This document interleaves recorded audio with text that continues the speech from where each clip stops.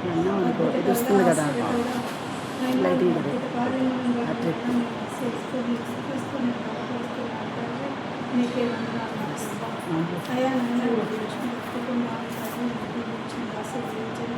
ప్రభా వారిలో ఉన్న తండ్రి నైనా ప్రతి ఆసక్తిని తండ్రి నైనా మీ అందు ఉన్న తండ్రి ఆశను నా ప్రభావం వచ్చే దేవుడు ఉంటున్నా తండ్రి ఆ కుటుంబాలను తండ్రి మీరు నడిపిస్తున్న విధానాన్ని బట్టి వందనాలు బిడ్డల పట్ల మీరు చూపిస్తున్న ప్రేమ కనికరములు వాటినైనా నీకు అనేక విధాలు ఆచరిస్తున్నాను తండ్రి చండి బిడ్డలను తండ్రి మీరు జీవించండి ఆశ్రయించండి ఆ కాలాన్ని మీరు ముట్టండి ఆ బిడ్డలో ఉన్న తండ్రి వాటి యొక్క బలహీనతను తీసివేసి బలపరిచే దేవుడిగా ఉంచండి నా తండ్రి అయినా మీకు మనం ఆచరిస్తున్నాం ప్రభా ధర్మంతో ప్రభావాన్ని కూడా జ్ఞాపకం చేసుకుంటున్నాం తండ్రి గర్భఫలం నీడిచ్చు బహుమానం నా ప్రభా అవును తండ్రి సుఖమైన ప్రశ్న బిడ్డకు దయచేసి నా తండ్రి అయా నీ యొక్క మహిమ తండ్రి ఆ కుటుంబానికి చూపించి ఆ కుటుంబం తండ్రి నా ప్రభా నిలకడగా నీలో ఎదిగి గమనించే బిడ్డగా ఉండటకు నీకు ఒక దయచేయండి నీ జ్ఞాన నేత్రంలో వారికి దయచేయమని అడుగుతున్నాను తండ్రి ఆయా అదే విధంగా నా తండ్రి శాస్త్ర కుటుంబాన్ని కూడా జ్ఞాపకం చేసుకోండి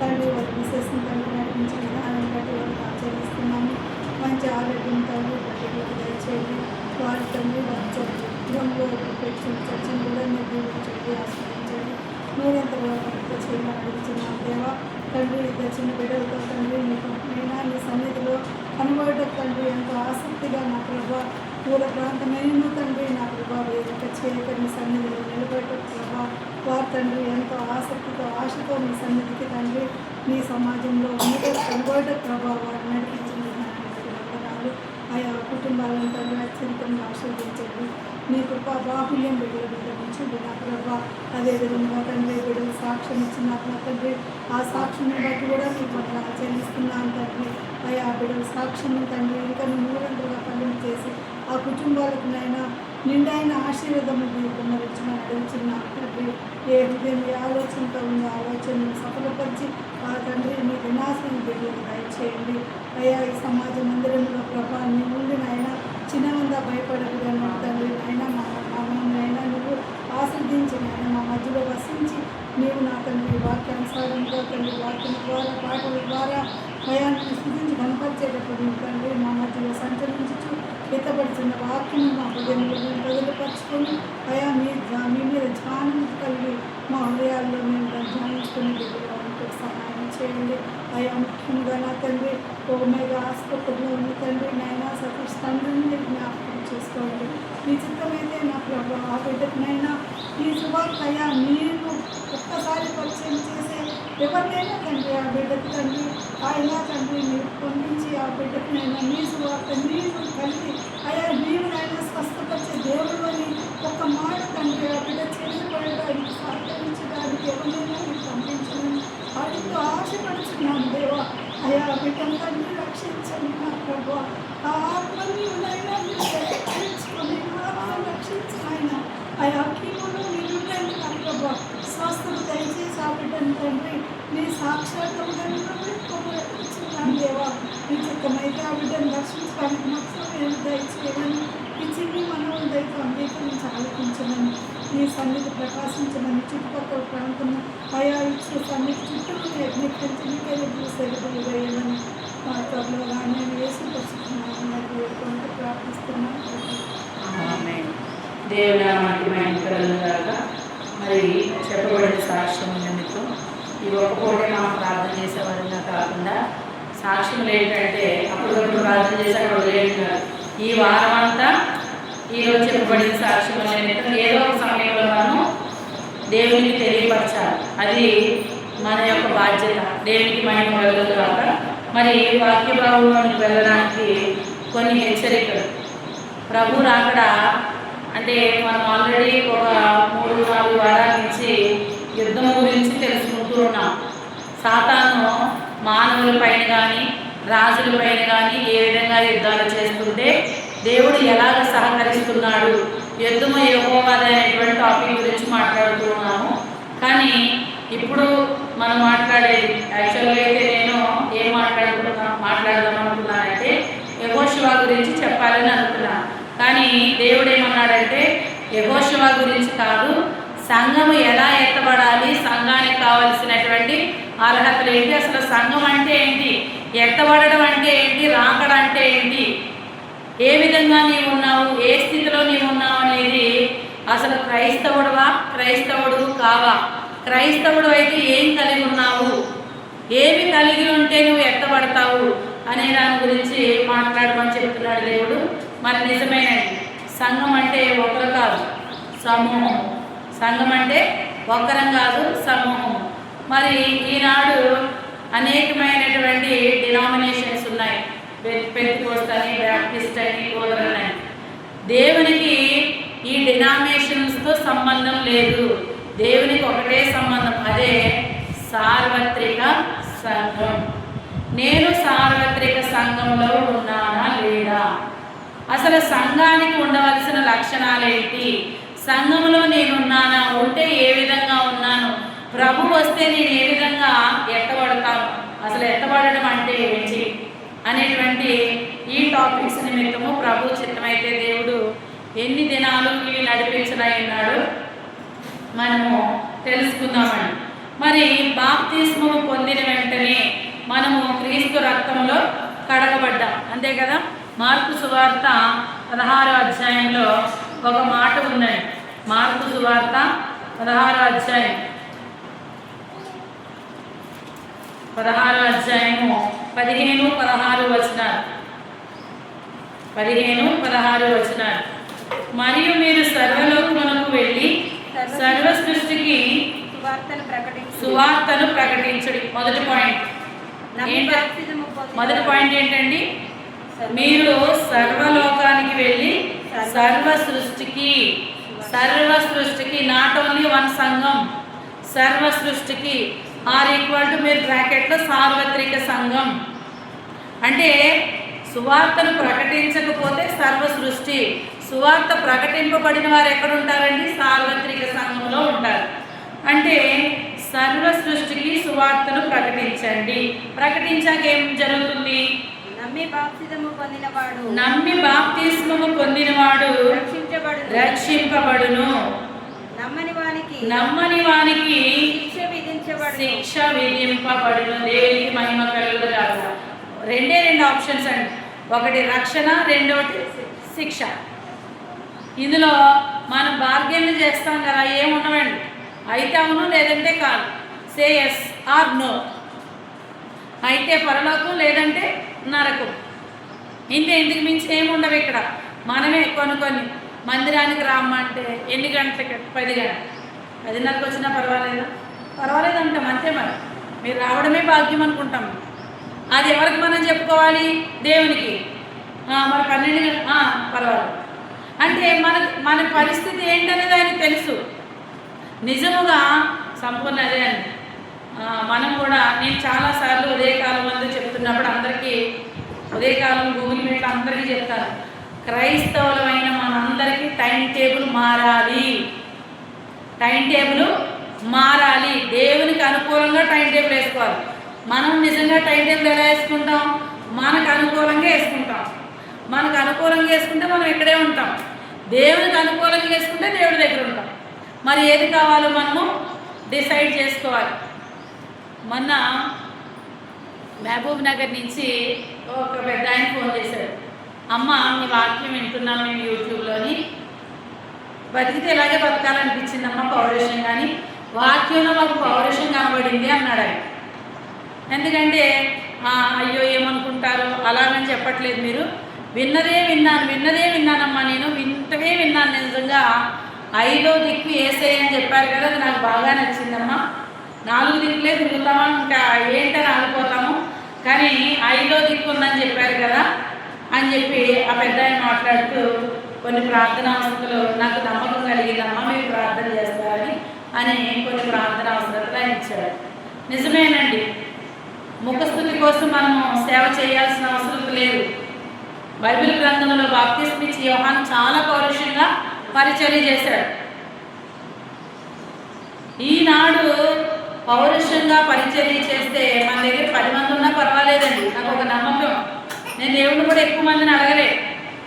మరి నాకు తెలిసి అడిగానో తెలియక అడిగానో నేను ఏమడిగానంటే, దేవా నాకు 40 మంది నాయన, ఆ 40 మందిని పట్టుకుని నీ దగ్గరికి వచ్చేయాలన్నా. ఈనాడు సేవ చేయడానికి దేవుని చిత్తాన్ని మనం అడగాలి. నిజంగా నేను తక్కువగానే అనుకున్నాను. దేవుడు అన్నాడు, నో నో నో, నీ విషయంలో నేను ఎక్కువ. మొన్న సేవకుడు వచ్చినప్పుడు కూడా 7 సంఘాలను ఇస్తున్నాను అని చెప్పినప్పుడు నేను ఒక్కటే అనుకున్నా, మందిరం ఇవ్వబడింది, ఇక్కడి నుంచి అనేక మంది సేవకులు వెళ్ళాలి, అనేక మంది ప్రార్థనా పనులు లేపబడాలి. నిజంగా నేను చిన్నప్పుడు మేము ఆన్లైన్ ప్రేయర్ వారానికి 2 సార్లు చేసేవాళ్ళం. ఇప్పట్లా కాదు, 6 to 6 అంతే. 6 గంటల కంటే నిజంగా ఒక 20-30 మంది ఒక మూల ప్రాంతం చూసుకున్నాము. ఒక చిన్న గుడిసె. 6 గంటలకు మొదలెట్టేవాళ్ళం, ఉదయం 6 గంటల వరకు ప్రార్థన, ప్రవచనాలు, దర్శనాలు, స్వరాలు. ఇంకా అస్సలు సంతోషమే సంతోషం. ఒక్కరికి నిద్ర అనేది ఆలోచన ఉండేది కాదు. ఎవరన్నా, అప్పుడు నేను చిన్నపిల్లని కదా, నాకు 12 సంవత్సరాలు, పడుకున్నాను అనుకో, ఎవరికన్నా పరిశుద్ధం పోతే తక్కలు వేసుకొచ్చినేదాన్ని. అంటే అమ్మో వాళ్ళతో మాట్లాడేస్తాడేమో దేవుడు, నేనేమైపోవాలి అని ఒక భయం ఉండేది, ఒక ఇంట్రెస్ట్ ఉండేది దేవుని వైపు. మరి అందుకే నాకు దేవుడు 12వ సంవత్సరంలోనే పరిశుద్ధాత్మ, భాషలు, ప్రవచనం అన్నీ 7 వరాలు, 9 వరాలు ఉంటే 7 వరాలు ఇచ్చాడు నాకు దేవుడు. అప్పుడు దేవునికి మహిమ కలుగు. ఈరోజు ఇలా ఉన్నానంటే ఎన్నో సంవత్సరాల ప్రార్థన. ఎవ్వరు నిజంగా మొదటి దర్శనం కోసం నేను రాత్రి 9 గంటలు మోకరించానండి. తెల్లవారుజాము 2 గంటలకు దర్శనం వచ్చింది. ఏడ్చి కళ్ళన్నీ ఇలా వాసిపోతే మా పిన్న అనేది చచ్చిపోతారే అలా ప్రార్థన చేస్తాను. చావనైనా చేస్తాను కానీ దేవుడిని చూడకుండా నేను చావనైనా. అంటే యవ్వన కాలంలో పట్టుదల ఉంటుంది. ఆ పట్టుదల ఎక్కడ? కోపగించి అన్నం తినడం మానేసి అక్కడ చూపించుకోవడం. ఎక్కడ చూపించాలి? దేవాను మాట్లాడే దేవుడు కదా, నువ్వు మాట్లాడే దేవుడు కాబట్టి నువ్వు మాట్లాడాలి. నువ్వు మాట్లాడకపోతే నేను అడగను. నువ్వు మాట్లాడే దేవుడు. అంతకుముందు 12 సంవత్సరాల ముందు ఎక్కువ భక్తి చేసేసాం, ఏదో అంటారు కదా, అంతకుముందు చాలా చేసాం. అడిగి అసలు ఎక్కడ ఆంబోతు కనిపిస్తే అక్కడికి వెళ్ళిపోయి శుభ్రంగా దానికి పసుపు అవన్నీ రాసేసి దండం పెట్టేసేసి ఇంక ఇలాగే. అంటే దీన్ని నేను తప్పు అని కాదు, కానీ భక్తి విషయంలో మనం శ్రద్ధ కలిగి ఉండాలి. భక్తి విషయంలో శ్రద్ధ కలిగి ఉండాలి. మాలిన్యాన్ని కలిగి ఉండకూడదు. పట్టుదల కలిగి ఉండాలి. పట్టుదల కలిగి పౌరుషంగా ఉంటేనే ప్రభు రాకడికి, లేదంటే అందరితో పాటు మనము ఎక్కడికన్నా వెళ్తే మనకంటూ ఒక స్పెషలైజేషన్ కావాలని కోరుకుంటాం, అవునా? మరి భక్తి విషయంలో కూడా దేవుడు మనకు ఒక స్పెషలైజేషన్ని ఇవ్వాలని ఆశపడుతున్నాడు. ఒక స్పెషలైజేషన్ లేకపోతే 1 కొరింథీయులకు రాసిన పత్రిక 16వ అధ్యాయము 13వ వచనం చూడండి. కొరింథీయులకు రాసిన మొదటి పత్రిక 16వ అధ్యాయము 13వ వచనం. మెలకువగా ఉండుడి. ఆల్రెడీ ఎలా ఉండాలంటే ఫస్ట్ దేవుడికి తెలుసండి. మొట్టమొదటి ఏమన్నాడు ఆయన? మెలకువగా ఉండుడి. ఆనాడు యేసు ప్రభు వారు గెత్సేమని చూడండి, కష్టము యేసు ప్రభు పడుతున్నాడు. ఏంటది? సిలువను ఎలా ఎదుర్కోవాలి. ఆయనకి ఎంత టెన్షన్ ఉంటుందండి. ఎందుకంటే ఆయన కూడా మానవుడుగానే పుట్టాడు. మానవునికి ఉండే కోరికలే ఉంటాయి. ఎందుకు ఆయన మానవుడికి వచ్చాడండి? నువ్వు దేవుడు కాబట్టి నీకు ఏం తెలిసిన ఆయన అనడానికి లేదు. మానవుడికి ఏ స్వభావం ఉంటుందో ఆ స్వభావంతోనే ఆయన వచ్చాడు. వచ్చి ఆ గెత్సేమనే తోటలో ఇప్పుడు ఒక శ్రమ ఉందండి నాకు. మీరు హాయిగా పడుకుంటారు, నిద్రపోతారు. నేను నిద్రపోతానా? ఎందుకోను? నా శ్రమ నన్ను నిద్రపోనివ్వదు. బాబాయ్ నేను పడుకు, అవునా ఏమైపోయింది అని ఒక టెన్షన్. యేసయ్య ఆ బాధను ఎదుర్కోవడానికి గెత్సేమనే తోటకి వెళ్ళి ఏడుస్తూ ప్రార్థన చేసి మళ్ళా వీళ్ళ దగ్గరకు వచ్చాడు. వీళ్ళు ఎలా ఉన్నారండి? నిద్రపోతున్నారు. లేపాడు, మళ్ళా వెళ్ళాడు ఆయన. మళ్ళా గంట పోయాక ఆయన బాధను బట్టి, బాధ అయిపోయినప్పుడు మనం ఏం చేస్తామో తెలియదు. ప్లీజ్ ఈ ఒక్క నిమిషం, నిద్రపోయిన వాళ్ళు కూడా ప్లీజ్ ఈ ఒక్క రోజుకి ప్రార్థన చేయమని అడుగుతాం మనం. శ్రమ అలా ఉండాలి. రెండోసారి వచ్చారు. ఒక్క గడి అయినను మీరు నా కొరకు మెలుగుగా ఉండలేరా అన్నాడు. అయ్యో యేసయ్య ఎంత బాధపడుతున్నారా అని మళ్ళా కూర్చున్నారు. మళ్ళా వెళ్ళి మళ్ళా వచ్చేసరికి మళ్ళా పడుకున్నారు. నేను 3వసారి అన్నాడు, మీరు ఇంకా పడుకోవచ్చు. అంటే సమయం వలె నీ పొరుగు వారిని ప్రేమించు. ఇందులో ఎంత అర్థం ఉందో తెలుసండి. నిన్ను వలె నీ పొరుగు వారిని అంటే మీకు ఎగ్జాంపుల్గా నేను ఒకటి చెప్తాను. మనము షాపింగ్కి వెళ్ళాము, మనకు ఒక చీర కొనుక్కుంటున్నాము, మన ఫ్రెండ్కి లేదంటే మన ఇంట్లో వాళ్ళకి ఒక చీర కొంటున్నాం. పోనీ అంత ఎందుకండి, అత్తగారు కోడలికి చీర కొనడానికి వెళ్ళింది అనుకున్నాం. అత్తగారు తనకి నచ్చిన చీర తీసుకుంది, పక్క చీర కూడా తనకు నచ్చిందే తీసుకోవాలి. ఎలా తీసుకోవాలంటే కోడల దగ్గరికి వెళ్ళి 2 చీరలు నీకేనమ్మా, ఇందులో ఏది కావాలో నువ్వు తీసుకోవాలి. అందులో ఆమె ఏది తీసుకున్నాం, రెండోది మనం సంతోషంగా తీసుకోవాలి. ఎందుకని 2 మనకనే కొన్నాం కాబట్టి. అంత విధంగా ప్రేమించాలి. నిన్ను వలే నీ పొరుగు అంటే లేడీస్ కాబట్టి ఈ విధంగా అర్థమవుతుందని చెప్తాను. ఎంత మనము అంటే అరే నేను అది తీసుకుందాం అనుకున్నాను అన్న భిన్న స్వభావం వచ్చిందంటే పక్కన నీ వల్లే నువ్వు ప్రేమించుకోలేదు. మనం 2 నీకు నచ్చినట్టే కొనుక్కున్నావు. ఆ 2లో మీకు నచ్చినా నచ్చకపోయినా ఇది బాగుందని ఆలోచిస్తుంది, ఒకటి తీసుకుంటుంది. 2ది మనం తీసుకోవడానికి బాధపడాల్సిన అవసరం లేదు. ఎందుకంటే 2 మనకు నచ్చినట్టే తెచ్చాం కాబట్టి. అలాగ మనం ప్రేమించాలి. అంటే క్రీస్తు స్వారూప్యములోనికి. నిన్న పాస్టర్స్ మీటింగ్కి వెళ్తే దైవ సేవకులు దేవదానంద పాస్టర్ గారు ఒక మాట చెప్పారు. పెద్ద ఆయన మొన్న రాత్రి ప్రార్థన చేస్తూ ఉన్నప్పుడు తెల్లవారుజామున ఆయనకు ఒక స్వరం వినపడుతున్నారు. నన్ను పోలి నడుచుకుంటున్నారా అందరూ అని అడిగాడు. ఇది ఒక్కటి కలిగి ఉంటే చాలని అడిగాడు దేవుడు. క్రీస్తును పోలి నడుచుకుంటే చాలన్నాడు. అంటే ఇప్పుడు నేను ఎందుకు చెప్తున్నానంటే బైబిల్ పట్టుకుని ఏ ఒక్కరు కూడా బైబిల్ను ఫాలో అవుతున్నారా అంటే బలిపీఠం మీద మనం నిలబడినప్పుడు పరిశుద్ధ గ్రంథంలోని మాటలు మన నోటిలో ఉండాలి. మన నోటిలో యేసయ్య మాట తప్పికేది రాకూడదు. కానీ ఎలా అంటున్నారు, దట్ హ్యావ్ ఫేవరిజంగా బలిపీఠ వ్యక్తి యేసయ్య పేరు రావట్లేదండి. అలాగా లేదు. బలిపీఠం మీద సేవకుడు చచ్చిపోతే దేవుని సేవ బ్రతుకుతాడు. బలిపీఠం మీద సేవకుడు చచ్చిపోవాలి. చనిపోతేనే ఎవరు బ్రతుకుతారటండి? సేవ బ్రతుకుతారు. మనం ఇక్కడ బ్రతికామనుకోండి, మన కోసమే చెప్పుకుంటాం, సేవ చచ్చిపోతాం. ఎందుకు ఇవన్నీ నేను చెప్తున్నానంటే మనము ఎక్కడున్నాము, ఎత్తబడడానికి ముందు మనం ఎవరిని, ఎలా ఉన్నాము, ఏ స్థితి ఉన్నాము అనేది తెలియపరుస్తున్నాను. మొదటిగా ఎలా ఉండాలండి? మెలకువగా ఉండుడి. ఎస్. రెండవది విశ్వాసమందు నిలకడగా ఉండండి. దేవునికి స్తోత్రం. మొదట మెలకువగా ఉంటే పక్కనేం జరుగుతుంది, ఆ పక్కన ఏం జరుగుతుంది అనేది తెలుస్తుంది. మనం నిద్ర మత్తులో ఉన్నాం అనుకోండి, యేసు ప్రభు వచ్చి వెళ్ళిపోయినా కూడా మనకేం తెలియదు.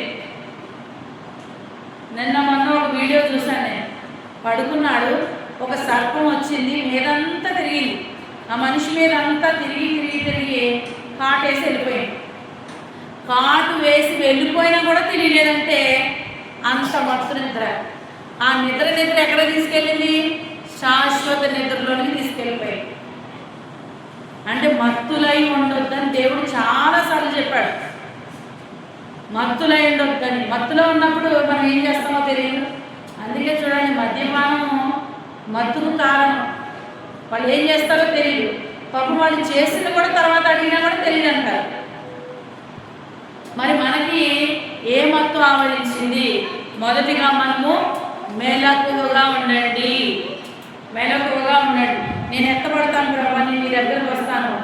ఇప్పుడు మన పిల్లలు నడుస్తూ చిన్న దెబ్బ తగిలితేనే కడుపులో ఒక లాగా అనిపిస్తుంది, అవునా? మరి మనం ఎత్తపడి వాళ్ళు ఎత్తపడకపోతే, మనం పరలోకానికి వెళ్ళి వాళ్ళ నరకంలోకి వెళ్తే చాలా కష్టమైన మాటలు, కానీ వినాలి. మనల్ని కష్టంగా నడిపించిన ఇష్టమైన మార్గంలోకి మనము వెళ్ళాలి. దేవునికి మహిమ కలుగును గాక. మొదటిగా మెలకువగా ఉంటే, రెండవది ఏం చేయాలట? విశ్వాసమందు నిలకడగా. ఇప్పుడు ఒక సాక్ష్యం విన్నాం. ఈ బిడ్డ దేవుని కోసమే. ఏంటది? విశ్వాసం. స్వస్థపరుస్తాడు దేవుడు. ఏంటది? విశ్వాసం. ఈరోజు కలిగిన విశ్వాసం ఎప్పటికీ నిలకడగా ఉండాలి. కొండలు వచ్చినా, బండలు ఎదురైనా, ఏదైనా అబ్రహాముని దేవుడు ఎందుకు విశ్వాసములు కర్త చేశాడు? ఆ మోరియా పర్వతం మీద తీసుకెళ్ళి ఇస్సాకును పడుకోబెట్టి బలి ఇవ్వడానికి సిద్ధమయ్యాడు. అబ్రహాముకు తెలీదా? ఇచ్చినోడు తీసుకుంటాడా? తీసుకోడు కదా. విశ్వాసం. దేవుడు కూడా ఇక్కడ రెండు జరిగినాయండి. అబ్రహాం ఏమో దేవుడు పరీక్షించాడు, దేవుడేమో అబ్రహామును పరీక్షించాడు. ఇస్తాడా ఇవ్వడా? అబ్రహాం ఆపుతాడా ఆపడా? మనం కూడా అదే చేయాలి. దేవుడు స్వస్థపరుస్తాడా స్వస్థపరచడా? దేవుడు ఏమనుకుంటున్నాడు? స్వస్థత ఇచ్చే వరకు నిలబడదా? రెండు కోణాలు మనం చూడాలి. రెండు కోణాల్లో మనం చూస్తే మూడో కోణాలు మన దగ్గర రానివ్వద్దు. ఒకటి మనము, రెండు దేవుడు. మన మధ్యలోకి ఎవ్వరు రావడానికి వీల్లేదు. ఒకవేళ మనకి మన శక్తి సామర్థ్యం సరిపోకపోతే పరిశుద్ధాత్మ దేవుడిని అడిగితే రోమాపత్రిక 8:26 ప్రకారంగా ఒకసారి చూడండి. రోమాపత్రిక 8:26 అటువలనే ఆత్మయు మన బలహీనతను ఎరిగి, అటువలనే ఆత్మయు మన బలహీనతను చూసి సహాయం చేయించున్నాడు. మన బలహీనతను చూసి సహాయం చేయించున్నాడు. ఏలయనగా మనము యుక్తముగా ఎలాగూ ప్రార్థన చేయవలనో మనకు తెలియదు గాని ఉచ్చరింప శక్యము కాని మూలుగులతో ఆ ఆత్మ తానే మన పక్షమున విజ్ఞాపనము చేయించున్నాడు. దేవుని స్తోత్రం. శ్రమ ఎక్కువైపోయినప్పుడు మూలుగులే వస్తాయి, ఏడుస్తూ ఉంటాం. ఏం చెప్తున్నాం మనకే తెలియదు. ప్రార్థన రాదు. కొన్ని సందర్భాల్లో మనకు శ్రమ ఎక్కువైపోయినప్పుడు ప్రార్థన రాదు. ఎక్కడ ప్రారంభించాలో తెలియదు, ఎక్కడ చేయాలో తెలియదు. అప్పుడు మనం ఎవరిని అడగాలట? పరిశుద్ధాత్మ దేవుని యొక్క సహాయాన్ని మనం కోరితే అసలు కోరని అవసరం కూడా లేదట. అటువలనే ఆత్మయు మన బలహీనతను చూస్తాడట. అరే, నా బిడ్డ ప్రార్థన చేయలేకుండా ఉంది కదా అని ఆయన మన కొరకు వచ్చి విజ్ఞాపన చేస్తాడు. దేవునికి మహిమ కలుగునుగా. మరి మన బలహీనత, మన శ్రమను చూసి పరిశుద్ధాత్మ దేవుడు ఏం చేస్తాడటండి? మనకు సహాయం చేయడానికి వస్తాడట. బైబిల్ గ్రంథంలో పరిశుద్ధాత్మ దేవుడు, కుమారుడైన యేసుక్రీస్తు, తండ్రి అయిన దేవుడు ఒకేసారి కనిపించినటువంటి ప్రదేశం ఎక్కడో చెప్పగలుగుతారా? అందరూ ఏమంటారంటే తండ్రి, కుమార, పరిశుద్ధాత్మ ఒకటే. కానీ తండ్రిగాను, కుమారుడుగాను, పరిశుద్ధాత్ముడుగాను వారు పనులు చేశారు. ముగ్గురు కలిపి ఒకేసారి ఒక చోట ప్రత్యక్షమయ్యారు. ఎక్కడ?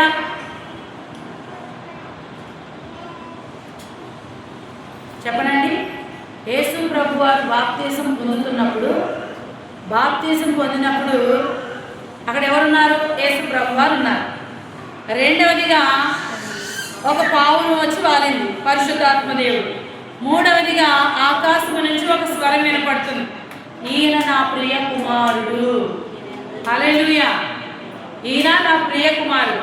అంటే ఇక్కడ మనం 3 రూపాలు చూసాం. తండ్రి అయిన దేవునికి రూపం లేదు కాబట్టి మాట.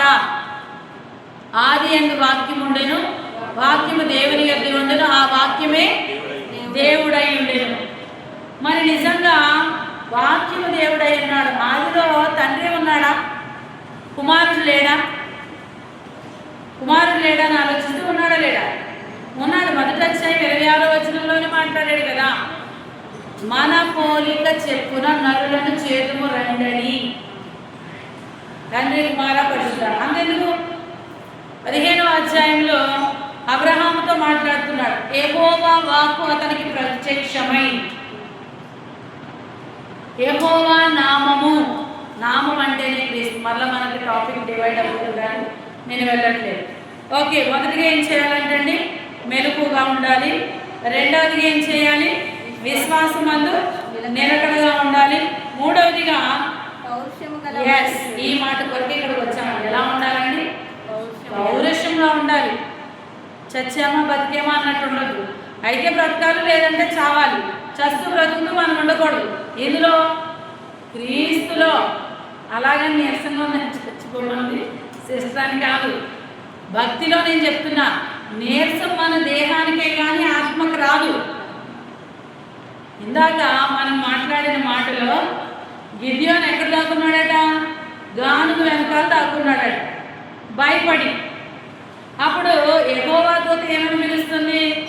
గిద్యోను అని అనలే, పరాక్రమము గల బలాఢ్యుడా, యెహోవా నీకు తోడై ఉన్నాడు. యెహోవా నీకు తోడై ఉంటే నువ్వు ఎందుకు అక్కడ దాక్కుంటున్నావు? యెహోవా నీ ఎడల కార్యం చేయని ఉద్దేశం కలిగినప్పుడు నువ్వెందుకు పౌరుషంగా ఉండట్లేదు? కొంతమంది చూడండి తిడతా ఉంటారు, ఎందుకు నీకు పౌరుషంగా అని అడుగుతారు. ఎస్పెషల్లీ మన క్రైస్తవులు అంటారు, చిచ్చి ఎన్ని తిట్టినా కూడా పౌరుషమే రావట్లేదేంటి? నేను మనిషి జన్మేనా? జన్మ మనిషిదే. మనం వెళ్ళాల్సింది ఎక్కడికి?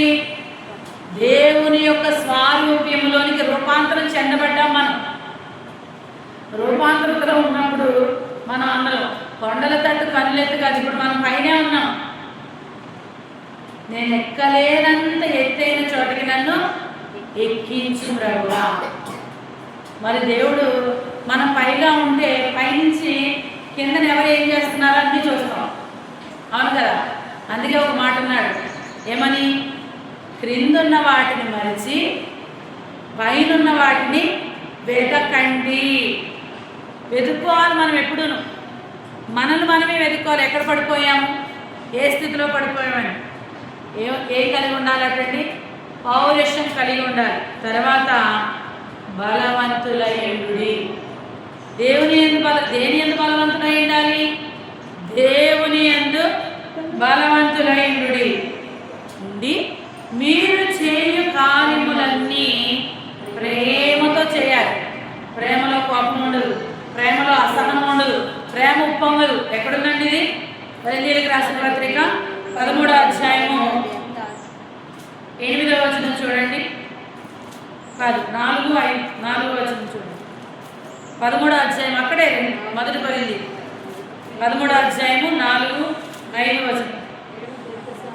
ప్రేమ దీర్ఘకాలము సహించును, దయ చూపించును, ప్రేమ మత్సరపడదు, ప్రేమ డంబముగా ప్రవర్తించదు, అది ఉప్పొంగదు, అమర్యాదగా నడవదు, స్వప్రయోజనమును విచారించదు, కొనదు, త్వరగా కోపపడదు, అపకారమును మనసులో ఉంచుకొనదు, దుర్నీతి విషయమై తాళుకొనును, అన్నిటినీ నమ్మును, అన్నిటినీ నిరీక్షించును, అన్నిటినీ ఓర్చును.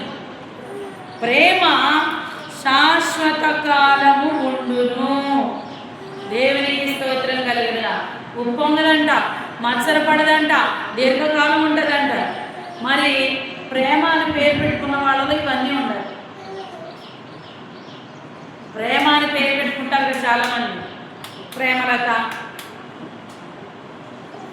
కదా, వాళ్ళ పేరు పెట్టుకున్నారేమో కానీ మనకి దేవుడు ప్రేమించి ఇవన్నీ మనము దేవుళ్ళలో చూసాం. ఉప్పొంగదు, మత్సరపడదు. అరే నేను విజయలక్ష్మి గారికి చెయ్యాలి అని అనుకోదు. దేవుని ప్రేమ విజయలక్ష్మి గారికి ఏం కావాలో అది ఇస్తాడు, సంపూర్ణకి ఏం కావాలో దేవుడు అది ఇస్తాడు, సాల్మోన్కి ఏం కావాలో అది ఇస్తాడు. ఎవరు దేవుడి దగ్గర నుంచి ఎంత ప్రేమ పొందుకోవాలో అనిపిస్తాడు. బలహీనంగా ఉన్నాను దేవా, నేను నీ దగ్గరికి వచ్చానైనా కొన్ని హెల్ప్ చేయంటే మనకు కావాల్సింది ఇస్తాడు, సమృద్ధికరంగా ఇస్తాడు. అందుకే మీరేం చేసినా దేనితో చేయాలన్నాడు ఇక్కడ? ప్రేమతో చేయండి. నేను అదే సంఘం ఎత్తబడటం కోసం చెప్తుంది ఏంటంటే ఈ 5 అంశాలు మొదట సంఘంలో ఉన్న నీకు నాకు ఉండాలి. ఏంటి? మెలకుగా ఉండాలి. 2 విశ్వాసమందు నిలకడగా ఉండాలి. 3 పౌరుషం కలిగి ఉండాలి. 4 బలవంతులై ఉండాలి. 5 చేయు పనులన్నీ ప్రేమతో చేయాలి. This is 1 lesson for you. ఈరోజు ఈ 5 కలిగి ఉంటే నెక్స్ట్ స్టెప్కి మనం ఆలోచించాలి. డైరెక్ట్గా నేను ఎత్తబడుకోమంటే ఎక్కడ ఎత్తబడతాం? ఎత్తబడడానికి కావలసిన లక్షణాలు ఎగ్జామ్లో పాస్ అవ్వడానికి కావాల్సిన సిలబస్ అవ్వాలి. ఇక్కడ మన సిలబస్ ఏంటి, మన ఎగ్జామినేషన్ ఏంటో తెలుసా అండి? అప్పుడే తెలిసిపోద్ది ఎవరు పాస్ అవుతారో ఎవరు ఫెయిల్ అవుతారు. బెటర్మెంట్లు ఉండవు, ఇన్స్టెంట్లు ఉండవు, ఏముండవు. ఒకటే మాట, మిమ్ముల నేరుగాను మీరెవరు కొమ్మనేను. దేవా, నీ నామములో ప్రవచించలేదా నాయన? ఇక్కడ అదే కదండి. అందుకే నీ నామములో ప్రవచించలేదా అన్నప్పుడు ఇక్కడ ఏమన్నాడు? ప్రవచనములైనను నిరర్ధకములను. దీని గురించి మనం తర్వాత మాట్లాడదాం. ఎందుకు తర్వాత మాట్లాడదామంటే ఇది చాలా పెద్ద టాపిక్. ఒక చిన్న కన్క్లూజ్ ఇచ్చి నేను పక్కకి వెళ్తాను. ప్రవచనములైనను నిరర్ధకం. నిరర్ధకం అంటే ఏంటి? జరగవని. చాలామంది ప్రవచనాలు ఎత్తినప్పుడు ఈ విశ్వాసులు అడుగుతారు, అమ్మా మీరు నా విషయంలో ఈ ప్రవచనం ఎత్తారు కదా, ఎందుకు జరగలేదని అడిగితే ఈ సేవకులు సేవకురాలు మోసపూరితమైన సేవకులు మోసపూరితమైన సేవకురాలు ఏమంటారు తెలుసా? ఈ వాక్యం చూపించి ప్రవచనములైనను నిరర్ధకములవుతాయని అంటారు. దీన్ని నేను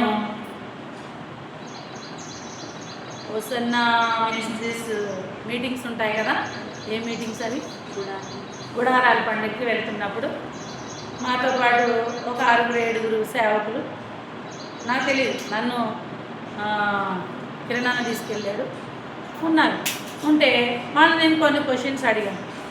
పెద్ద పెద్ద మాస్టర్లు మాట వాడు. ప్రవచనములైనను నిరర్ధకం లాగా కదండి అని వాళ్ళ ముందు పెట్టి, ఒక సేవకుడు ఉన్నాడు, 100 ప్రవచనాలు ఇచ్చాడు ఆయన. 99 ప్రవచనాలు జరిగాయి, ఒక ప్రవచనం జరగలేదు. మరి ఆ సేవకుడు ప్రవచన వరం కలిగిన వ్యక్త కాదా? ప్రవచన వరం కలిగిన వ్యక్త కాదా అంటే వాళ్ళు అన్నారు 99 జరిగినాయి కదండి, కరెక్టే అన్నారు. అదేంటండి 99 జరిగి 1 జరగకపోతే కరెక్ట్ ఏంటి అని అడిగారు. వెంటనే వాళ్ళు ఈ వాక్యం తీశారు, ప్రవచనములైనను నిరర్ధకములవుతాయి.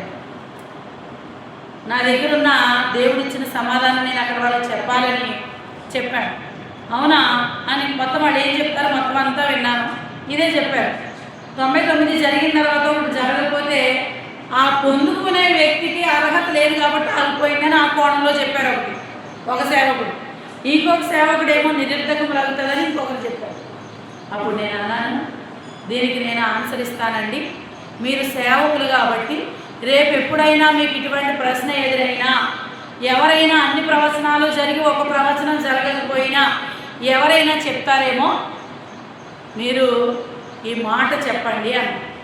ఏంటంటే ప్రవచనములైనను నిరర్ధకములగునంటే యేసు ప్రభు వారి విషయంలో ఒక ప్రవచనం, కన్యక గర్భవతి అయి కుమారుని కనును. అది జరిగిందా లేదా? జరిగిందా లేదా? జరిగింది. అంటే ఇప్పుడు అదేంటి? ఇంకా జరగదు, అది నిరర్ధకం. ఒకసారి జరుగుతుంది, ఇంకా అది జరగదు. రిపీట్ అవ్వడానికి కన్యక గర్భవతి ఇప్పుడు బిడ్డలు కనుకోండి తప్పు.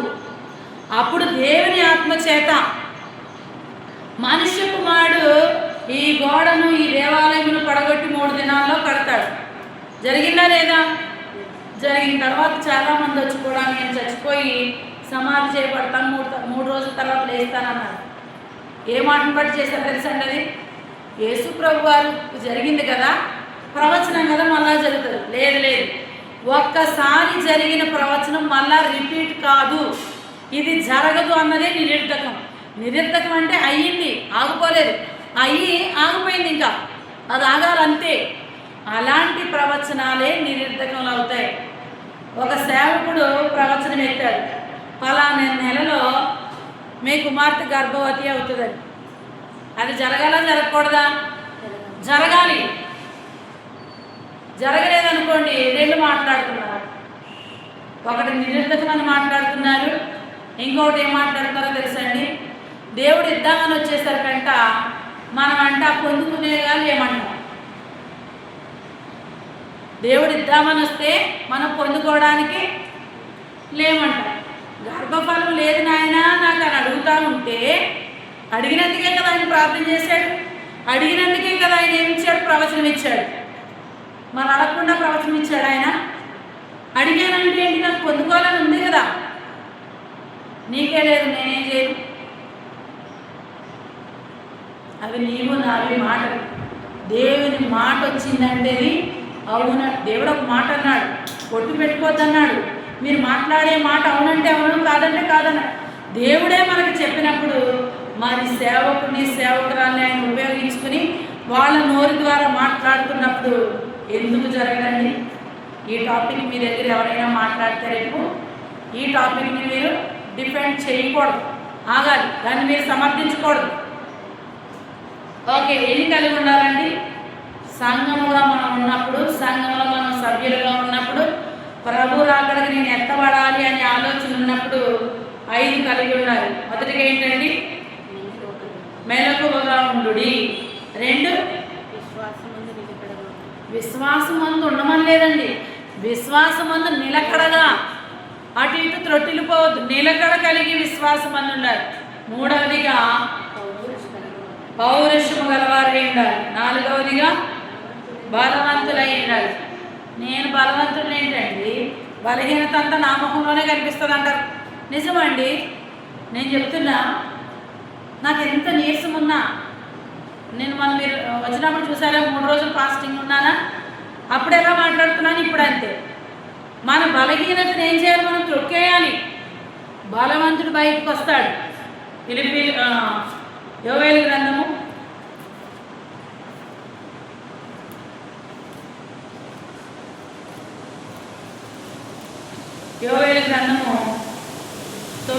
3వ అధ్యాయము 10వ వచనం చూడండి. 3వ అధ్యాయం 10వ వచనం లాస్ట్ చరణం, సెకండ్ సెక్షన్. 10వ వచనం సెకండ్ సెక్షన్. ఈ కర్రలు చెరగొట్టి, అక్కడి నుంచి కాకుండా బలహీనుడు అక్కడే, బలహీనుడు నేను బలాఢ్యుడును అనుకొనవలెను. ఆమేన్. బలహీనుడు ఏమనుకోవాలట? బలాఢ్యుడే అనుకోవాలి. ఇప్పుడు ఇంట్లో ఎవరు లేదు, మనం రోగంతో ఉన్నాం, బెడ్ మీదే ఉన్నాం, ఫుల్ ఫీవర్తోనే ఉన్నాం. మీకు ఎందుకంటే నేనే చెప్తున్నాను, కోవిడ్ వచ్చినప్పుడు మా వారికి వచ్చింది, నాకు వచ్చింది. కోవిడ్ మరి దారుణం కదండి. ఒకరు వచ్చి చేసేది లేదు. అసలు మనిషిని చూసే మారిపోయేవారు. నిజంగా మా వారికి కోవిడ్ వచ్చింది, ఫుల్గా హాస్పిటల్ అడ్మిట్ చేశాను, తీసుకొచ్చాను. తర్వాత వంట చేసుకో, మళ్ళీ అందులో ఏంటి, ఇది ఎంత దారుణమో చూడండి. భయంకరమైన బలహీనత, బలంగా తినాలి, మనమే వండుకోవాలి, మనకి ఎవరు రాదు. ఎంత అసలు కష్టమైన పని అంటే మళ్ళీ అప్పుడు ఏం తినాలి? చికెనే తినాలి. స్మెల్ తెలియదు, రుచి తెలియదు, తినాలైనా ఎందుకు తిన్నాం అప్పుడు? నిజంగా మా వారు నేను ఆ డ్రై ఫ్రూట్స్ తినేవాళ్ళమా? అసలు అది గడ్డో తెలియదు, ఏంటో తెలియదు, తినేవాళ్ళం. తినాలంతే, నవ్వడంలో వాటర్ వేసి మింగడం. వాటర్ టేస్ట్ తెలిసేది కాదు, ఏం తెలిసేది కాదు. అంత బలహీనతలో నేనే నిజంగా ఆ బలహీనత ఎక్కడొచ్చిందో నేను చెప్తానండి. ఇప్పుడు కోవిడ్ వచ్చిందని నాకు తెలియదు. మా వారికి అయితే ఫుల్ సివియర్ వచ్చింది. హాస్పిటల్లో అడ్మిట్ చేశాము. ఒక్క రోజులోనే 1,70,000 తీసుకున్నారు. ఒక దగ్గు సిరప్ కూడా ఇవ్వలేదండి, ఒక్క దగ్గు సిరప్ కూడా ఇవ్వలేదు. దేవుడు నాతో మాట్లాడాడు, కానీ నేను భయపడి వెళ్ళా. ఎందుకంటే ఆక్సిజన్ లెవెల్ 45, 75 ఇలాగా అవుతూ ఉండేది. 90 అన్నా కూడా హాస్పిటల్ అడ్మిట్ అవ్వమని చెప్పారు. 90 ఉన్నా కూడా ఆక్సిజన్ లెవెల్ 95+ ఉంటేనే ఈజ్ బెటర్, సేఫ్ జోన్లో ఉన్నట్టు. అప్పుడు అన్ని ఎక్విప్మెంట్స్ అన్నీ కొనేసాను, ఆక్సిజన్ మిషన్ కొనేసాను, ఎక్సర్సైజ్ చేసేది కొన్నాను, అన్నీ. ఆల్రెడీ నేను ఇక్కడ ప్రైవేట్ డాక్టర్ దగ్గర అప్పటికి నేను 30,000 వేసాను. అన్నీ కొన్నా, మెడిసిన్ తీసుకున్నా, అన్నీ. అప్పటికి 2 days ఏం తగ్గలేదు. హాస్పిటల్లో అడ్మిట్ చేస్తే, ఒక హాస్పిటల్లో అడ్మిట్ చేస్తే వాళ్ళు ఏం చేశారు తెలుసా? నన్ను ఇలా నుంచోబెట్టి వీడియో తీసుకున్నారు. ఏమని నేను చెప్పాలన్నమాట, నా భర్తకి చాలా సివియర్ ఉందండి, నేను ఈ హాస్పిటల్లో అడ్మిట్ చేస్తున్నాను, ఏదన్నా అయినా కూడా మీ బాధ్యత కాదు, అంతా నా బాధ్యత అని నేను చెప్పాను. వాళ్ళు వీడియో తీసుకున్నారు. ఏదన్నా అయితే మళ్ళీ వీడియో చూపించడానికి అయితే అక్కడ కూర్చోబెట్టడం 1 అవర్ అయింది. మీరు వెళ్ళిపోండి అమ్మా అన్నారు. ఇంకొక ఎలబదేరు కదా, ఇంకో గంట చూశాను. వెళ్ళిపోతున్నప్పుడు 2 గంటలు అయింది, వచ్చేసాను. సగం దూరం వచ్చేటప్పుడు మా వాళ్ళు ఫోన్ చేశారు. కనీసం వీళ్ళు నాకు ఆక్సిజన్ లెవెల్ కూడా చెక్ చేయట్లేదు అని. వెళ్ళాను మళ్ళీ, నేను వచ్చేస్తాను తీసుకెళ్ళిపోను. పంపించనంటారే, నన్ను భయపెడతారు ఏమని, మాకేమన్నా అయితే సంబంధం లేదు రాసివ్వండి అంటారు. అవసరం లేదని నాకు పంపిస్తారా పంపించరా అని అంటే నేను పంపించాను. నేను డబ్బులు కట్టను, నా దగ్గర డబ్బులు లేవు, ఉంచుకోండి మీరైనా సూచిస్తుంటే పంపించారు. అప్పటికి నేను 20,000 స్పాట్ 20,000 కడితే ఆ దేవుని కృప ఏంటంటే పాపం వాళ్ళకి 2,000 ఉంచుకుని మిగిలిని ట్రాన్స్ఫర్ చేశారు. వచ్చాము. వచ్చిన తర్వాత మళ్ళీ 4 o'clock ఇంకితే ఆక్సిజన్ పడుతుంది, డౌన్ అవుతుంది, అప్ అవుతుంది, డౌన్ అవుతుంది, అప్ అవుతుంది. ఎంత దారుణం అంటే 35, 45, 75 ఈ 3. ఏ మిషన్ తప్పేమంటాడు ఈయన. నేను మిషన్ పెట్టుకుని చూస్తే నాకు 97, 98. నాకే మిషన్ పనిచేసిన ఆయన కింద చూస్తే మా వాళ్ళందరూ నాకు సెకండ్ కోవిడ్లో ఆల్ ఆర్ యూతే చనిపోయాడు. యూత్ జనరేషన్ వాళ్ళు మా వాళ్ళందరూ ఫోన్ చేసి తిట్టారు. లేదంటే అప్పుడు తులసికి తీసుకెళ్ళి అడ్మిట్ చేస్తే పర్ డేకి బెడ్కి రికమెండేషన్ మీద 40,000 జాయిన్ చేశాను. నేను ఎప్పుడు జాయిన్ చేశాను, 4 o'clock జాయిన్ చేశాను. అన్ని మెడిసిన్స్ అన్నీ కొనిచ్చేసి వచ్చాను. వాళ్ళన్నీ నుంచి అక్కడ నేను వచ్చాను. అంటే నేను అలా తిరుగుతుండా సెక్యూరిటీ అన్నాడమ్మా, ఎందుకమ్మా నువ్వు జాయిన్ చేసి వెళ్ళిపో, నీకు కూడా కొంచెం అంటున్నావు కదా, నీకేమన్నా ఉందేమో తల్లిని వెళ్ళి చూపించుకో ఫస్ట్ ఆయన అప్ చెప్పేసి అంటే ఆయన అక్కడ అప్ చెప్పి మా బావగారిని అక్కడ ఉంచి నేను వచ్చాను. వచ్చిన తర్వాత నిజంగా చెప్తున్నానండి, ఇది ఒక బలమైన సాక్ష్యమే. అంతకుముందు 3 రోజుల నుంచి అన్నకి ఒక మాట వినిపిస్తుందండి, నువ్వు చచ్చిపోతావు అన్న ఒక మాట వినపడుతుంది అన్నాడు నాతో. నువ్వు చచ్చిపోతావు అని మాట వినపడుతుందంటే వచ్చాను కదా. వచ్చిన తర్వాత చాలా పౌరుషం వచ్చింది నాకు. ఏ విషయంలో, భక్తి విషయంలో చాలా పౌరుషం వచ్చింది. అప్పటి వరకు ఈయన హాల్లో పడుకుని కర్టిన్స్ కట్టుకున్నాను, నాకు కనపడకుండా. వచ్చి ఏం చేశానంటే ఆ కర్టిన్స్ అన్నీ తీసేసాం. మొత్తం ఇల్లు అంతా క్లీన్ చేసేసుకున్నా, ధైర్యం తెచ్చుకుని. టెన్షన్ ఉంటుంది కదా, ధైర్యం తెచ్చుకుని అవన్నీ తీసేసి 9 అయింది, సాష్టాంగపడ్డా. నాకు స్పైనల్ ప్రాబ్లం కదా, మోకాళ్ళ మీద ఉండాలి, మొత్తం సాష్టాంగపడ్డా. పడి 11 గంటల వరకు ఒకటే ప్రార్థన, ప్రభువా ఇదే మాట అన్నానండి, చస్తే గిస్తే ఆ డెవిల్ చావాలి కానీ మేమెందుకు చావాలి ప్రభు అని ఇదే ప్రార్థన 11 గంటల వరకు చేశాను. 11 గంటల వరకు చేసిన తర్వాత హాస్పిటల్ నుంచి ఫోన్ చేశాడు. నాకన్నా పక్కన ఒక పక్క బిగారులా ఉన్నాడు. సిస్టర్ అడిగితే వాడికి దగ్గు సిరప్ ఇచ్చి నాకు ఇవ్వట్లే, ఒక్క మెడిసిన్ కూడా నాకు ఇవ్వలేదని. అది దేవుని మహిమార్థమై వచ్చింది. దేవుడు నాకు మాట్లాడాడు, నాకు అర్థం కాలేదు. కొన్ని విషయాలు అర్థం చేసుకోవాలి. సంఖ్యాకాండం 6వ అధ్యాయం చదవమన్నాడు నన్ను దేవుడు ఉదయకాలం అందే, రాకముందే 1 వీక్ ముందే. అంటే ఒక బహుభయంకరమైన వ్యాధితో చాలామంది 1,20,000 మంది పైన చనిపోయినట్టు అక్కడ ఉంది. అలాంటిది వస్తుందని దేవుడు నాకు చెప్తే నాకు అర్థం కాలేదు. కానీ ఆ స్వరం విని ఏం చేసేదానంటే, స్వరం వింటాం కదా, మళ్ళీ పడుకుంటే మర్చిపోతామేమో అని నా ఫ్రెండ్ ఒక అమ్మాయి ఉంది, వాట్సాప్ అమ్మాయి ఓపెన్ చేసి దేవుడు మాట్లాడింది వాయిస్ రికార్డ్ పెట్టేసి పడుకున్నా. తర్వాత విన్నాం కదా, నాకు అర్థం కాలేదు నిజంగా. సంఖ్యాకాలం అంటేనే సంఖ్యలు ఉంటాయి, ఏం చదువుతాం అనిపిస్తుంది. నిజంగా దేవుడు అంత అద్భుత కార్యం చేస్తే నేను అప్పుడు అనుకున్నా ఏంటంటే, చాలా బాధ అనిపించింది నాకు. ఫోన్లో మాట్లాడాను 11 తర్వాత ఇన్సూరెన్స్ మన కంపెనీ కదా, వాళ్ళతో వీళ్ళతో మాట్లాడితే మీరు మెడిసిన్ ఇస్తే మరి మెడిసిన్ ఇవ్వడం ఏంటంటే 30,000 రూపాయలు మెడిసిన్ అక్కడ ఇచ్చి వచ్చానంటే ఏమి ఇవ్వలేదు, అయిపోయినాయి అన్నారు. మళ్ళా చెప్తే అక్కడ మెడిసిన్ ఇస్తే ఇచ్చారు. మెడిసిన్ చూశాను, ఏం తగ్గట్లేదు. చాలా అయితే ప్రార్థన చేసుకున్నాను, ప్రభా 1 డే ఈరోజు 4 o'clock జాయిన్ చేశాను కదా, నెక్స్ట్ డే 4 అయిన తర్వాత తీసుకొచ్చేస్తాను ప్రభా. నేను ఏం చేసినా ఇది నీ మహిమార్థమే కార్యం జరగాలి ప్రభు అనుకుని ప్రార్థన చేసి ఏం చేశానంటే, ప్రార్థన చేసుకుని ఈ 40,000 నెక్స్ట్ డే ఉంటే ఏం చేయాలి, నేను హాస్పిటల్ బెడ్ కట్టాలి. నేను హాస్పిటల్ బెడ్ కట్టనని మీరు చెప్తే నమ్మరు.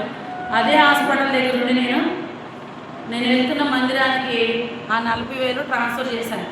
మీరు నమ్మండి నమ్మకపోండి. ట్రాన్స్ఫర్ చేసి వచ్చేసాను నేను. ఆ రాత్రంతా ఏడ్చాను కదా ప్రార్థన చేసి ఏడ్చి మార్నింగ్ నేను వెళ్ళాలి టెస్ట్ చేయించుకోవాలి.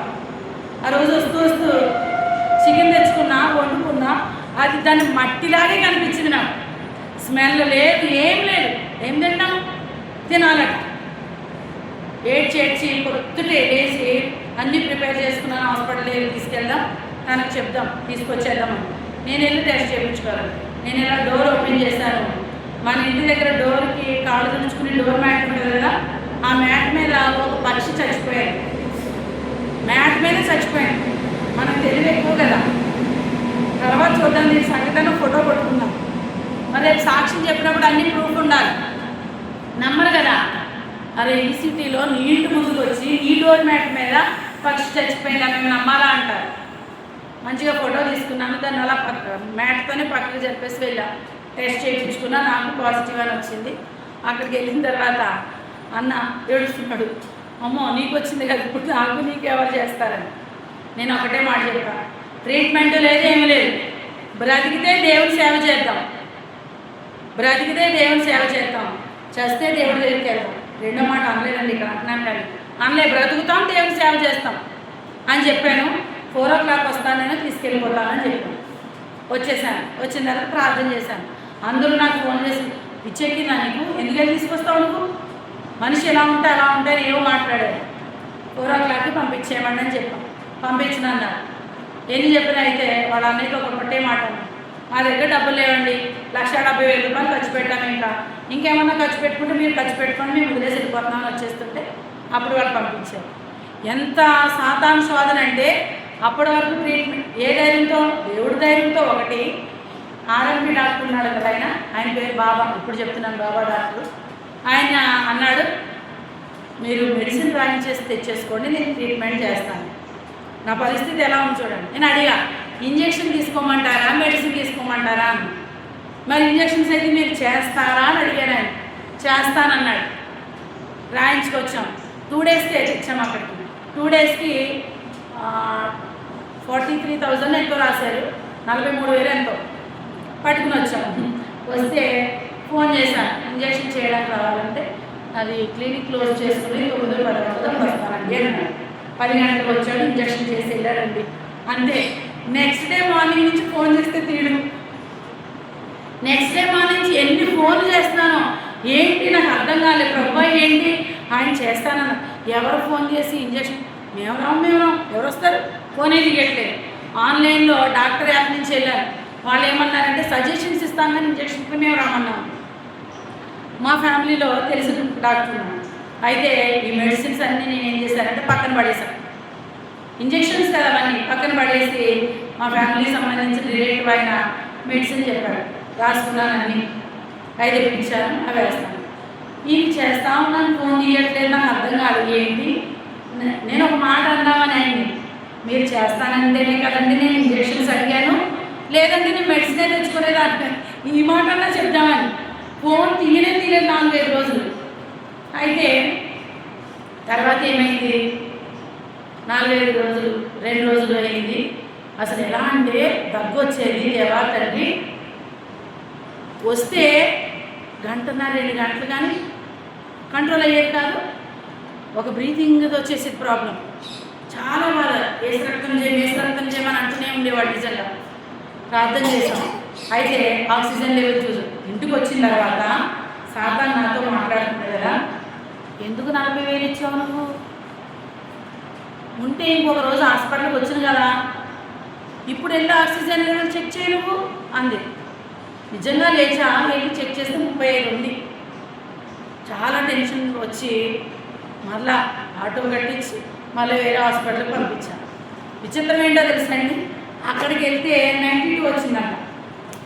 ఇంటికి వస్తేనేమో ఇంత వస్తుంది, అక్కడికి వెళ్తేనేమో 90+ అంటే 91, 92 వస్తుంది. మిషన్ ప్రాబ్లం ఏమో అన్నాడు. మిషన్ నాకు బాగానే చూపిస్తుంది. ఇంకా నేను ఒకటే అన్నా, ఏదేమైనా నీ చిత్తం ప్రభా. సిరప్ బాటిల్ రోజుకు ఒక బాటిల్ అయిపోయింది తాగడం.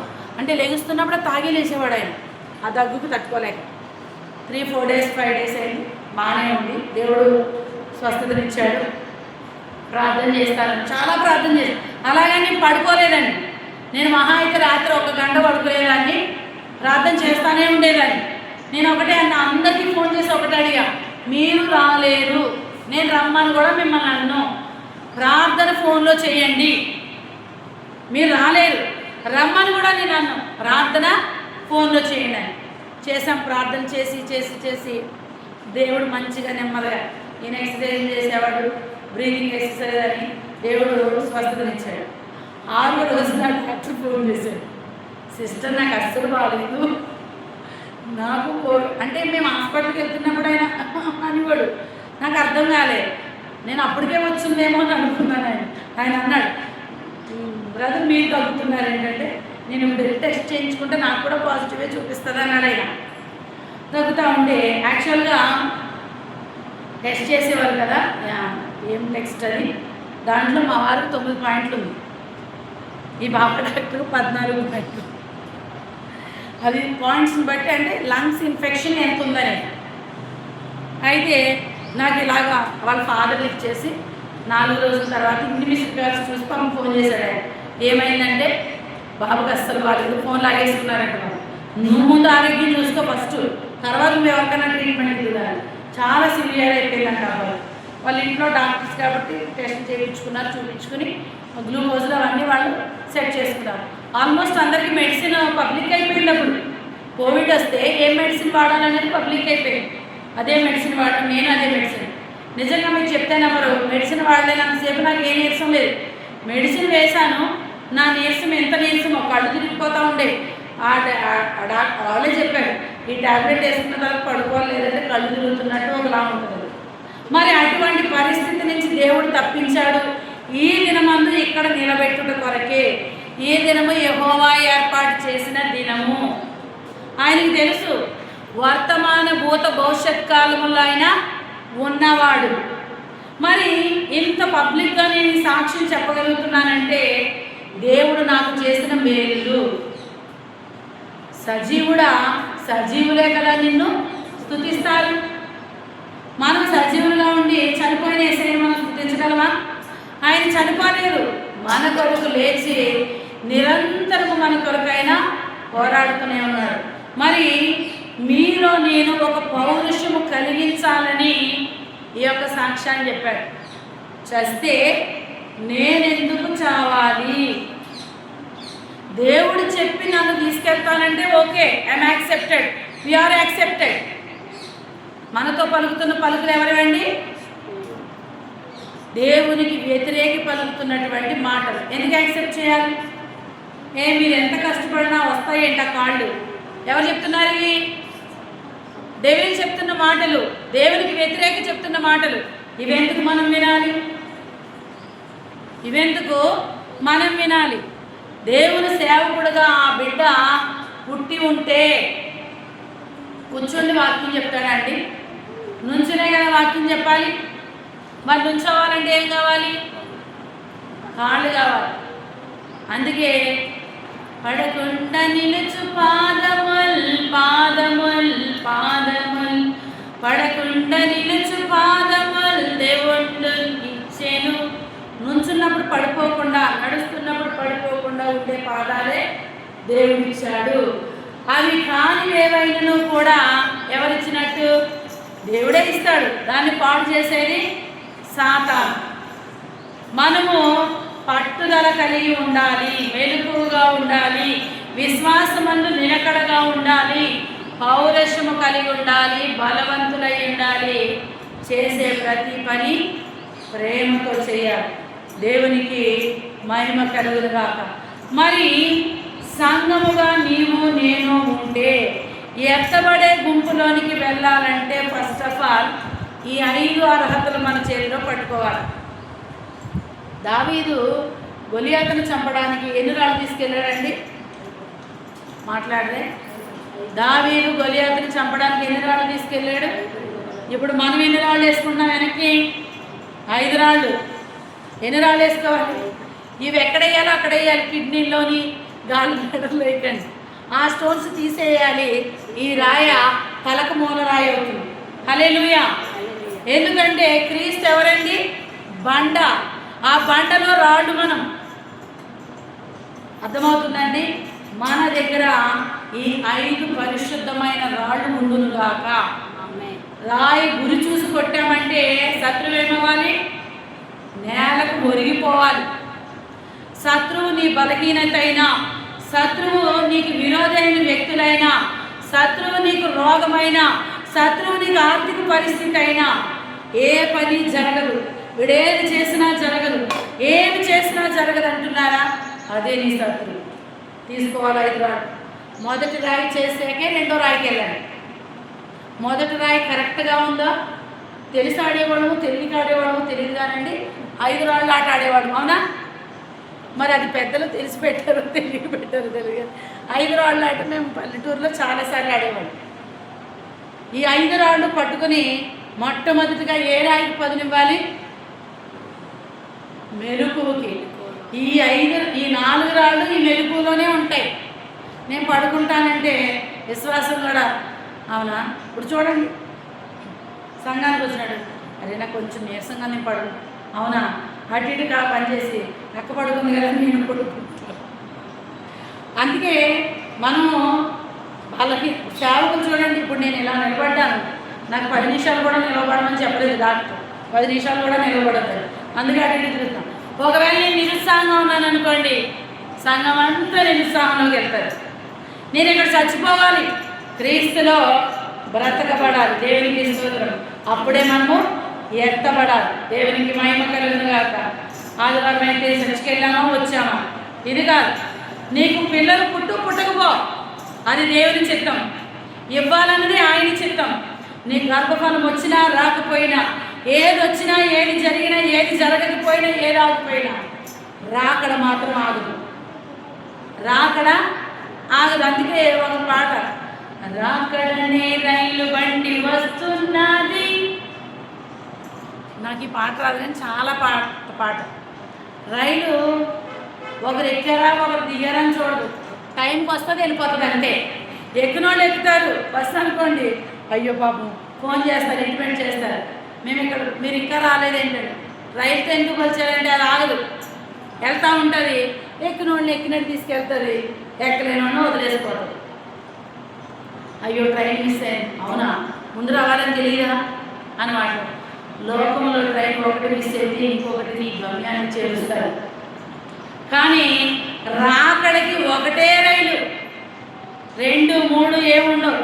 ఇప్పుడు నిజంగా మనము ఒక భయంకరమైన స్థితిలో ఉన్నాము.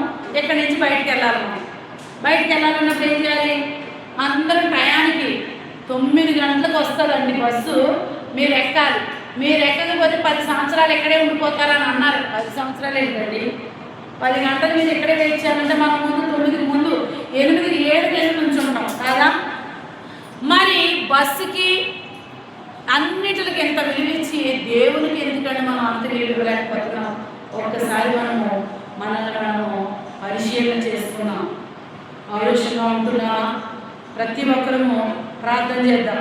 మెరుగుగా ఉంటున్నామా? విశ్వాసమందు నిలకడగా మాట్లాడితే ప్రార్థన ఎత్తుతాం. అబ్రహాము విశ్వాసం నాకు ఈయన. అబ్రహాము విశ్వాసం ఏమైనా చిన్నదా అండి? 100 సంవత్సరాలు అంటే దేవుడు 75వ సంవత్సరంలో మాట్లాడాడు పిల్లలిస్తానని. 25 సంవత్సరాల నిరీక్షణకి కలిగిన కుమారుడు ఇస్సాకు. అటువంటి ఇస్సాకునిమ్మంటే ఆలోచించకుండా ఇచ్చిన విశ్వాసం మనమా? దేవా మళ్ళీ ఏమడుగుతాం తెలుసా? ఆ విశ్వాసాన్ని కూడా నువ్వే కలిగించిన ఆయన అంటాం. విశ్వాసాన్ని కలిగించమని అడగకూడదు, మనకు కలిగిన విశ్వాసంలో పడిపోకుండా ఉండమని అడగాలి. విశ్వాసం మనకే. విశ్వాసం అనేది నిరీక్షించు వాని యొక్క నిజ స్వరూపము. ఎందుకంటే అదృశ్యమైనవి ఉన్నవనుటకు రుజువై ఉన్నవి. కాబట్టి ప్రార్థన చేసుకున్నామండి. ప్రభు బలిలోకి వెళ్ళే ముందు మనమందరము ప్రార్థన చేసుకుందాం. మన మధ్యలో ఉన్నటువంటి విజయలక్ష్మి గారు ప్రార్థన చేస్తారు.